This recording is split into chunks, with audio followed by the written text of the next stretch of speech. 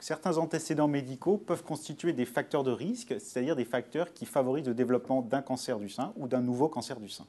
Il y a notamment trois catégories d'antécédents qu'on a distinguées et qui nécessitent un dépistage spécifique du cancer du sein.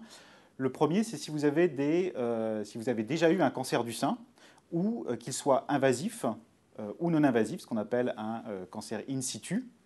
De la même façon, si on a détecté au niveau du sein des cellules anormales dans les canaux de lactation ou les lobules du sein, ce qu'on appelle une hyperplasie atypique, ça peut nécessiter de la même façon un dépistage spécifique.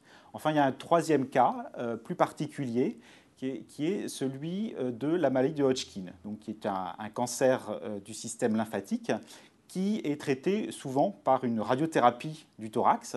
Et cette radiothérapie peut être à l'origine de cassures ou d'une absence de réparation de l'ADN dans les cellules mammaires et donc favoriser le développement d'un cancer du sein quelques années plus tard, ce qui nécessite là aussi la mise en place de mesures de dépistage spécifiques plus précoces.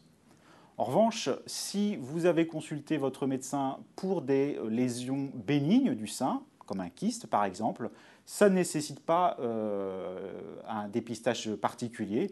Il faut juste que vous participiez au programme national de dépistage organisé à partir de 50 ans.